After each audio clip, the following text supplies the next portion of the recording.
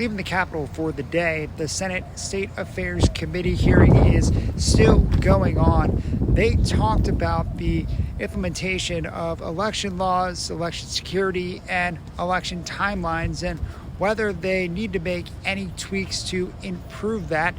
There was some renewed discussion over legislation that did not make it over the finish line last year that would have required Texans prove their citizenship before voting. State senators heard invited testimony and from the public on everything from maintaining voter rolls to ensuring all voters are eligible to protecting elections administrators and workers. They talked about the growing number of Texas counties who are considering hand counting their ballots or have already made the change rather than using the machines. Right now, state law requires any county that uses machines to count ballots to conduct a post-election audit, but there's no such requirement for hand-counted ballots. Some local elections officials said they believe that state lawmakers should look at changing that because it's easy for humans to make some mistakes.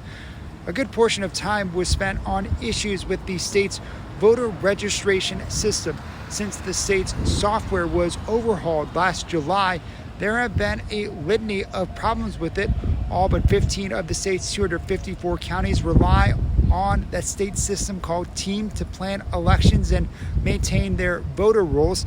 The Secretary of State's office says that it hasn't been able to find the time to address known issues with the TEAM system, but is planning to do so this summer.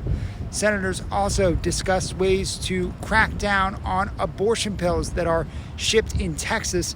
It is illegal to mail abortion drugs into the state, and last year, state lawmakers passed a law to allow private citizens to sue anyone who manufactures, distributes, mails, or provides abortion medication to or from Texas. Some critics say that the large financial reward tied to the law incentivizes financial bounty hunters.